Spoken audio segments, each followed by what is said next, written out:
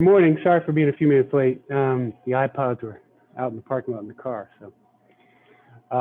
First of all, let me say thank you to all the people who helped make today possible. A lot of effort at every stage of this process. The election board in specifically in just helping us identify the obstacles and then identifying ways to get over those obstacles. I would tell you that I've been here since about 5:45 this morning, and it is absolutely the most efficient voting polling station I've ever been involved in. So hopefully for those people who are in line and can vote here, go to chiefs.com, check your zip code, and come here because it's really efficient. So it's been a good morning so far. With that, I'll take your questions. Let's go first to Herbie Teope. Go ahead, Herbie. Hey, good morning, Mark. Thank you for taking a moment from this busy day. You opened at 06, and I'm wondering the general impressions and the feedback that you got from the crowd for Arrowhead being a polling station. And then lastly, I noticed Coach Andy Reid was there at 6:30 to vote. How many other people from the organization used Arrowhead as their voting place? So let me start with your first part of your question. So 0600, I haven't been at a lot of polling stations as they open the gates, but I don't think there were very many around the city or around the country where people were cheering as they walked in the door. I think it has something to do with being at the stadium, but it was a pretty energetic atmosphere out there. There were a lot of people in line. They poured in. One of the big benefits we have here is the space. The fact that we can do most of our lines indoors, and there's a lot of space to obviously socially distance. And then we, with all the new machines, we have over 40 machines. That's what I've been doing all morning, is getting people from registration to the voting machines, and there's just a plenty to utilize. So in terms of Andy and others who have voted here, so I've been one of the team of people who've been taking people from registration to voting. So I've actually been able to interact with a lot of our employees and thank them for voting. And we've had every level of the organization here. One of them in particular was a security guard who literally just got off work from working the night shift, rolled over, got to vote, and got out of here. So really efficient and really working better than expected. Let's go next to Adam Teicher. Go ahead, Adam. Hey, good morning, Mark. I had a ticket question for you today. Can you just give us a sense of how, through 4 home games, that whole experience is going from the team perspective? Any regrets? Why 22% is the optimum, seems to be the sweet spot there? And Brad, I'll have one quick follow-up too. So the ticket process has been very interesting for us because it's such uncharted territory. We initially proposed close to 31% capacity to Dr. Archer. Again, another person that we've really spent a lot of time with, and again, been educated just of how the medical side looks at this and how do we make it as safe as possible. So through those discussions, got down to 22. I don't think there's a real magic number in 22 to 31. It's really about being as socially distant as possible in the stands. Big advantage that we have, a couple of them actually. The first is obviously an outdoor stadium, which plays into it. And then being able to test all of our suite holders was a big plus, so that helped us with capacity. In terms of the process, there are a lot of learnings. Really proud of the team. We were obviously the first in the league to do this because of the first game, but as I've said before, we knew we were on a stage that was being closely monitored by not only our league, but other leagues on how this was going to work. And to be able to do it as successfully as we've done so far, again, takes a lot of operational expertise in new space for us all. So that's been really the process. One learning that we took away from it, which I would tell you that we didn't really see this when we put the projections out, but it's been pretty clear to us, is the pod sizes of each individual group has ebbed and flowed. So there's a theory, at least internally with us, that that'll continue to change as people get more comfortable or less comfortable if we have spikes, if we don't have spikes. That, for the most part, the feedback we've gotten is, I'm comfortable in my pod, my 4, my 2, my 6, whatever it is. And what we've seen trending is those pods have gotten smaller from the beginning. They're starting to get bigger. We'll see what happens with Thanksgiving if we have any spikes after that. But we do hope that those pods will continue to get bigger, because that'll actually give us the ability to get even closer to that 22%. When you're dealing with pods and trying to stick them into places, there's social distance that create capacity issues for us. So that's probably the biggest learning we took away from it. The final point I'll make to that, Adam, is, you know, the compliance and the adherence by our fans has been really good. There's always going to be exceptions, and we've managed those as well as we possibly could. But the key is that we're trying to provide a safe venue so people can have Arrowhead experience and Chiefs football live and in person. And a lot of that is on our fans. And we've said from the beginning, a plan is only as good as compliance, and they've done a really good job with it. Okay. And my next question is, assuming there's going to be one or more playoff games played at Arrowhead this year, can you say definitively yet that tickets will be sold for those games, whatever the capacity might be? I think in 2020, it's hard to say anything definitively. We fully plan and expect to be at least 22% capacity, and we're working through a lot of different scenarios right now to make sure that if the opportunity presents itself, we're able to capitalize on that and get even more of our fans into Arrowhead. Let's go next to Matt McMullen. Go ahead, Matt. Hey, Mark. So there's been so much planning in this, like you've mentioned, so many people involved, coordination, trying to make today a reality. But now that it's actually happening, you're seeing it in action. Just what's this mean to you and the organization? The biggest thing that comes across is just the pride. You know, this is such a great example of an organization just working together. I mean, you guys have heard the story. We started with what our platform is going to be to try to address COVID and social justice. It all sort of converged at the same time on us. And we sat with our players and said, where do you guys want to focus our time? Where do we want to focus our resources? What do we want to make a priority? And we came out of that meeting with 3 priorities, the first being voting. The second being finding ways to support local minority businesses. And the third being trying to do something more that we already do with City Year and other programs in the education area, just because of what COVID is doing to those areas. And that turned into 3 different tiers of focus, but specifically on voting, you know, we started with, how do we create awareness? How do we make sure people are aware that their vote matters?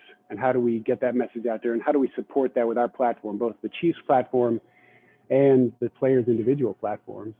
That turned to, once you got to awareness, an education of how to register to vote. So a ton of work done with Rise to Vote, a ton of work done with the league.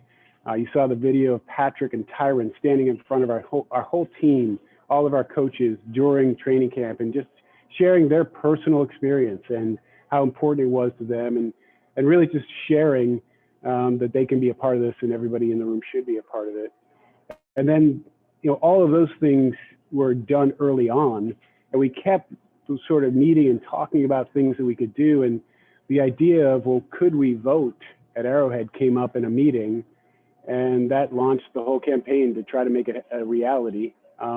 I will share with you that a lot of those meetings were great on paper, and you walk out of there going, makes perfect sense, let's go, we got a lot of space. That's where the election board came in, and a lot of different people helped us through that process. That process culminated in, not too long ago, the election board saying that although it's a great idea, there are just too many hurdles. And we finally had to go to them and say, what's it going to take? And that's really what launched the idea of purchasing new machines. And so we, the Chiefs organization, the Hunt family, and Patrick Mahomes and his 15 of the Mahomes Foundation came together and said, well, if that's what's going to take, we're committed to this point, let's go. So 6-figure investment by us that not only will legitimately impact the community today, but will impact this community for years and years to come, hopefully 10 years to come, where these machines will continue to be used. And then I'll finally say, for anybody who's been here today, anybody who comes out today, if you experience voting at Arrowhead, I think they're going to want this to be a polling location for a long time to come. Let's go next to Nate Taylor. Go ahead, Nate. Hey, Mark, good to see you. You actually answered one of my questions about the future, but I do have 2 for you.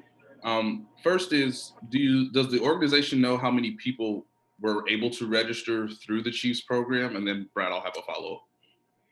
So I'd answer that question a couple of ways. One, late in the process, we really focused on awareness of who could actually vote here. We didn't want situations where people coming out here not being able to vote and creating more of a problem. So that's when we got really aggressive on our website with information. Specifically, if you go to chiefs.com/vote right now, just look at the zip codes.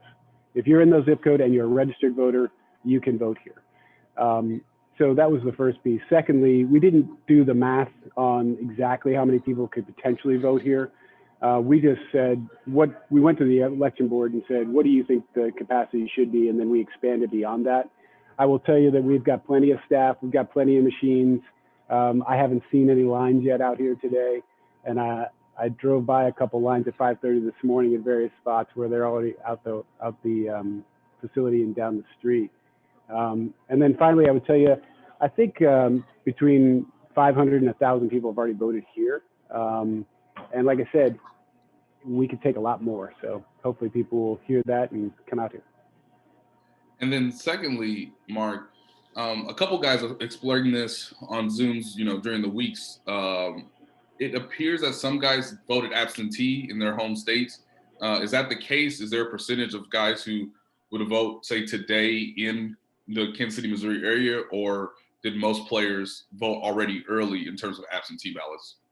Yeah, Nate, I don't have real specifics on that one. In talking to the players, a number of them are registered in their home states. So they've done what they've needed to do to vote absentee. Mostly what I've seen here is staff. Obviously, we're in game prep. So, Andy was here when I got here. He voted. I know we had a few people vote then. But then once we got into our normal game day schedule, it's going to be tough for them to get here until this afternoon. Let's go next to Matt Derrick. Go ahead, Matt. Hey, Mark, thanks for your time. You talked a little bit about the future, but specifically, how do you hope and envision this going forward? Is Arrowhead as a voting place, you think, possible and likely for all elections or just certain elections? And could it expand further? I mean, would you like to see all Jackson County residents being able to vote at Arrowhead? Yeah, we'll work with the election board on exactly how we can expand and what makes the most sense in terms of how many elections. We actually were having that conversation earlier today in between voting activities. And like I said, if you actually come here and see what we're doing and how we're doing it, there's a lot of interest in utilizing this a lot more. It will come down to schedules. It will come down to making sure that we have availability here on those days. I think, as you know, we've shut the offices today. So all that conversation I was having with myself about being in game day mode, we're actually not in game day mode today because we gave the guys a day off. The reality is that we've already had discussions and we'll continue to have discussions about using it again. The commitment that we made to purchase the machines is something we want to utilize. So as much as these machines can be utilized, we want to do that. Looks like we've got 4 more hands up. We'll go right down the line, starting with Darren. Go ahead, Darren. Mark, I'm going to take a point of journalistic privilege on this. I want to thank you, first of all, for what you all did. I know back in August when we spoke to you, I pressed you on it, and you didn't want to reveal the plans about using Arrowhead at the time, but I'm thankful that you did and glad that you did. But I have 2 questions. I'm going to ask this first one first. But the last time we spoke, I asked you about the fact that Hy-Vee didn't have stores in the 3rd and 5th districts. I would like to know where you all are at with those conversations with Hy-Vee regarding the food deserts. And if nothing comes to those conversations, what is the organization willing to do to see any partnership, whether it's Hy-Vee, Price Chop, or other businesses, reflect not only the bottom line of the Chiefs, but the fans and community it calls home? Or should there be an organized boycott of Hy-Vee until they do? And then I have another question for you. Well, Darren, you went a lot of different directions there. So let me first say thank you for asking the question originally and getting that out there. As I said at that time, we felt confident that we were going to have Arrowhead as a polling vote location, but given all the obstacles that we knew of, and then if you add all the other obstacles that we encountered as we go, I'm just really, really happy that we're here today. In terms of the food desert and the challenges that really are east of Troost and locations that we've done a lot of research on. One of our focuses as an organization, those 3 pillars, is those local minority businesses. So not specifically to grocery and food desert, but we are in discussions right now with 2 different organizations that we're going to make some donations to and then talk to our players about matching either donations or doing things with their social platforms to create awareness of some of these minority-owned businesses, and some are food restaurant related, that are in that corridor that have the challenges of competing in a business to begin with, and then the challenge of COVID and what that does to so many businesses. So that's a real focus of those 3 pillars that I talked about. And then specifically to Hy-Vee, I'm just going to reiterate what I said the last time we had this discussion, which is I know Hy-Vee and others have had a lot of discussions about making efforts in the food desert, in that corridor. I was on a conversation earlier last week actually with John Bluford, who has done a ton of work with Truman, former CEO there, has done a ton of work in that community. And I know there are a lot of conversations going on. I am not privy to the decisions or plans that Hy-Vee or others are having, but I know it's something that as we are made aware of them, we're going to continue to try to find ways to support them. And then last week I asked Patrick what's next following the election, to which he said, and I quote, we are actually going to be able to meet with Mark Donovan here either this week or next week to continue to strive to get more Black-owned businesses the support they need. I think with this meeting that we're going to have with Mark, he's already had a lot of great ideas that he's learned from people in the community that are out there firsthand and making change happen. Now, you mentioned earlier about supporting minority-owned business. Sometimes the political ear of mine means, white women, because that's considered a minority. So what does that support look like? Have you made or will you be making a spending commitment or policy to invest in locally Black-owned businesses to make sure that Patrick's words have meaning and action behind them? Yeah, I think you make a very good point. And that's something we've learned as we've gone through this process, that there are a lot of different organizations trying to support minority businesses. And then you get into the specifics of how you define minority and then what businesses are getting funded. We've actually been educated in terms of there are certain businesses in the minority business world that have the ability to get banked by normal banks. There are a lot of businesses that don't. And we're trying to thread that needle. We're trying to make sure that we're doing things to support across a pretty broad base. But we have been made well aware of some of the issues that have been raised in the community, in the urban community, about support organizations and where they're putting their money. And we've been educated by the experts, the people in the community.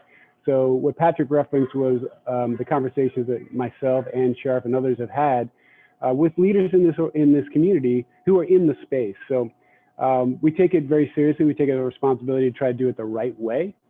We are close to finalizing 2 different donations to 2 different organizations that are in the community. And those specifically, we've had that conversation and talked about trying to find ways that we can even target our donations, our support to true local minority Black-owned businesses. And that came up with our players. And that's something that they brought to us and said, that's an important distinction. And that's something we'll continue to focus to do.